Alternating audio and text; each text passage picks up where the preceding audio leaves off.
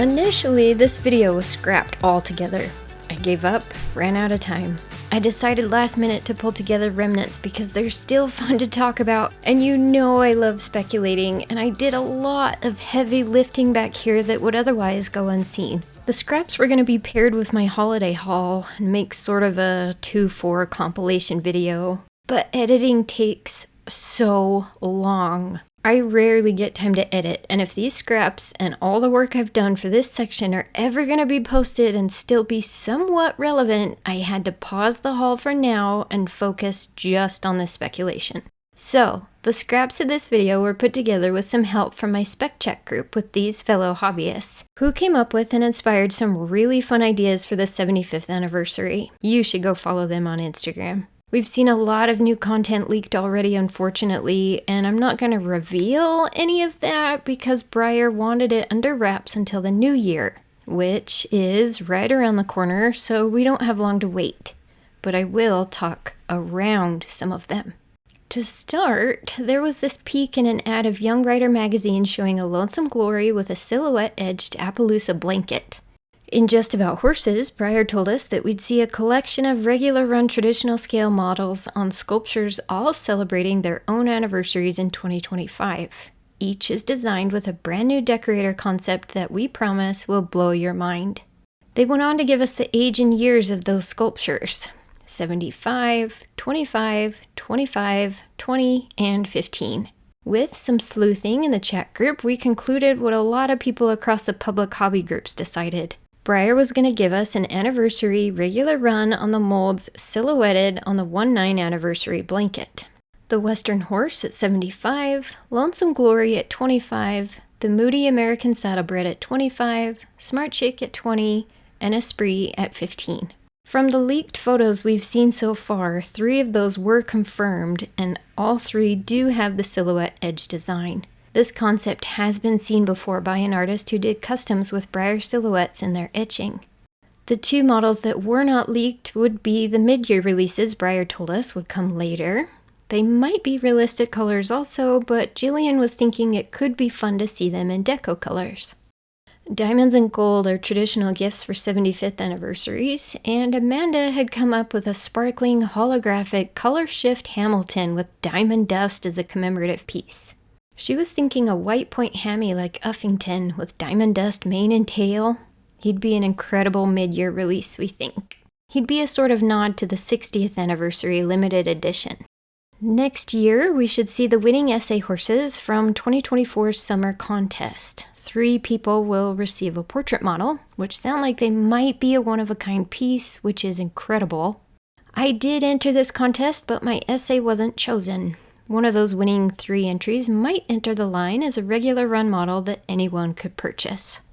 I'm hopeful we'll see a 75th anniversary blind bag set of stablemates too, like we did for the 70th. We do know a Series 4 blind bag set is coming from Breyer due to those leaked photos, but I'm still crossing my fingers for a special set. Perhaps with the Stablemate Club use of Madonna, if she's released first, we'll see another use of the mini Zara in this set for a mid-year release. Sarah was thinking that a special release of the running mare in stablemate size would be fun as a nod to the 25th anniversary of JAH. She could appear as the Vintage Club Mini or in a 75th Annie blind bag set. LG's 25-year anniversary hits in 2025, and he'd make a really fun stablemate. I'd also love to see him as an anniversary model in the Vintage Club. Actually, I would love to see him appear in the Vintage Club, though it's unlikely with him being a silhouette RR. On the note of introducing new minis we'd like to see, the Moody ASB would be great too.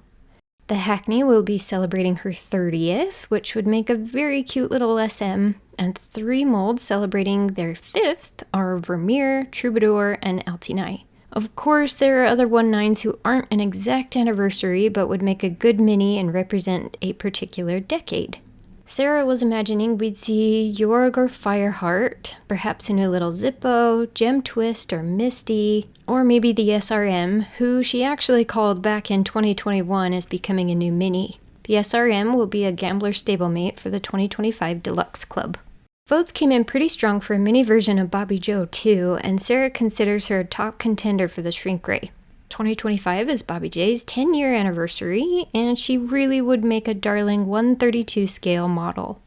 For holiday blind bags, I was daydreaming about a diamond theme blending into holiday deco technique, and how fun it'd be to see a set of glinting snow stablemates.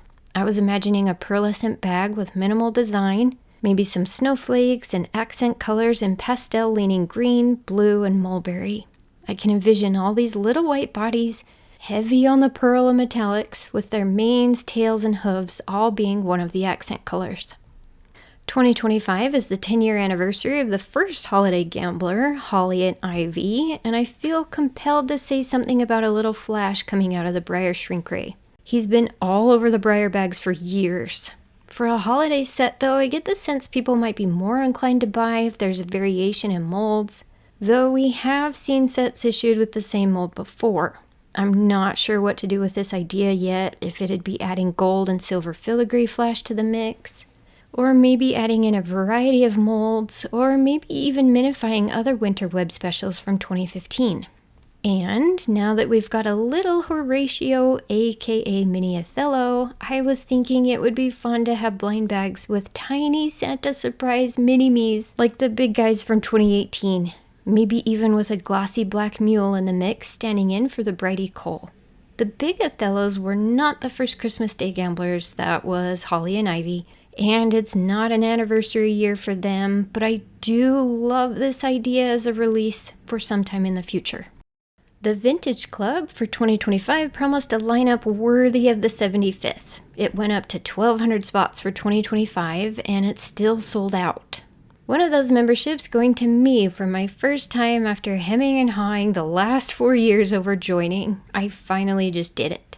Breyer stated we'd see stunning paintwork, classic designs, and blasts from the past that will delight any Breyer historian.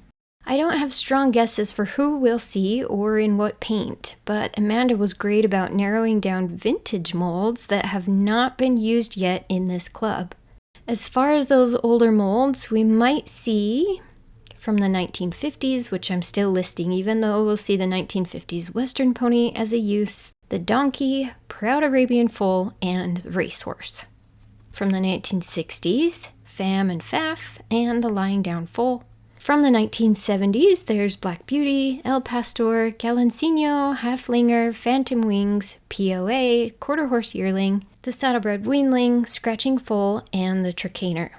From the 1980s, there's the Black Stallion, and actually it might be fun to have a reissue of an Alex set, the Hanoverian, John Henry, Lady Roxana, Morgan Glanz, Farlap, Roy, and I could see one of those two being the gambler's choice, Rugged Lark, Sea Star, Secretariat, Sherman Morgan, who was our Y2K Millennium horse and might make some sort of tie-in comeback, the Stock Horse Mare, Foal, and Stallion, and I could see these two as a mare foal set, and Touch of Class. The 80s was not a very handsome decade, but I can imagine Breyer digging around in here as there are a lot of available molds, and the 80s is pretty iconic as far as pop culture. I am not going to say, and also in world history, because even though I do remember the Berlin Wall coming down, I am not associating my decade with the word history. As far as newer molds, meaning 1990s and later, when newer sculpts are used with vintage decorator technique, there is a long list of not used yet models, and I stopped counting somewhere in the D's. But that does not mean we won't see repeats either, as some molds have seen the Vintage Club more than once. We have seen the entirety of the Stablemates Club now. 2025 brings us the first release of Madonna, a minified version of the original Hagen-Renaker design, which Pam was modeled after. Mercutio, the second officially revealed use of the new Mini Othello. Spencer, a lovely use of the 1976 Silky Sullivan sculpt by Maureen Love. Javier, a pretty chestnut Sabino in matte glossy split. Alana, a black Tobiano Pinto on the TWH with metallic ribbons. Harbinger, a new Pegasus edition of the 2018 Lipizzaner. And Chickadee, our darling gambler's choice in 4 colors that are giving vibes of past releases, like the Rainbow Deco Surprise, the Slancha Surprise, and Lionel. I love her. We've seen all the Premier Club models for 2025 this time, which has been wonderful. In years past, it's been very small peaks. I do plan on joining for 2025, and honestly, Cosimo might be my favorite of the three. I think he is stunning. 2025 club members get to pick a matte or glossy version of that guy, and a braided mare or loose mane stallion version of Rowan, the Highland pony. And they'll get Winifred, a new mule sculpture since the last one nearly 30 years ago. We'll be seeing a new stablemate mold with the PC2 in one of this year's colors. I don't have any guesses on breeds, but like I said, I'll be in the PC for 25, so I will definitely have one of those to unbox. The spec group and I were discussing how sustainable the PC truly is for long term. 3 new molds every single year indefinitely just doesn't seem feasible, and the PC is a large financial commitment. I was thinking, and I am no CEO or business owner or marketing executive, so this is just me daydreaming again. What if the PC became something different? What if the PC was dissolved? And instead, a new sort of club began. It would retain tri-yearly releases, the luxe packaging with COAs, and detailed connoisseur-level paint. The first part of the year would release a new 1/9 sculpt. This would fall before the expensive BreyerFest and outside all the end-of-year sales, winter club releases, and the gift-giving season. The second release would be a new 1/12 sculpt. As someone who's fallen in love with customizing, Venti and Classic Scale is such a nice size to work on, display, transport, everything. I also don't believe the scale has to be softened and marketed exclusively to children. This release would come around mid-year, the busy season of BreyerFest and its second chance sale, but at 1/12 scale would be a little more financially easy to manage. The third release would be a new 132 sculpt, which we usually see in the PC anyway, but that model is included at no cost. This would be an official club release you pay for, but at 132 scale and end of year issue would be less of a financial strain with all the other fun releases happening at year end. The Deluxe Club could continue issuing detailed paint on existing molds, as could the VC, and perhaps the Stablemate Club also still gets us a new sculpt for the year. This way we'd get a new sculpt in each scale that might appease more collectors, and those who don't collect a particular release would sell their model to someone who does, which happens across all of the clubs anyway. And with a new sculpt across all scales, it would also allow some repeat breeds, but in different positions and artist styles. That, or maybe bring back a sort of connoisseur-style club with one new 1/9 a year in the club format, and maybe an additional new sculpt revealed annually during BreyerFest. I feel like the rest of the year could be padded with more test runs. I know these fetch much higher prices during the summer's live auction, but it would be really cool to get more New Jersey paints, micro runs, and test pieces offered to club members via lottery throughout the year. More fun special releases, please.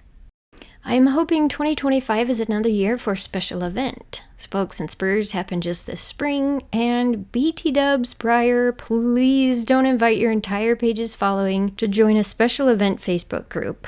That about broke my heart when I realized it was a giant sieve, a blanket invite to find actual attendees rather than a mix-up where I didn't receive my winning email.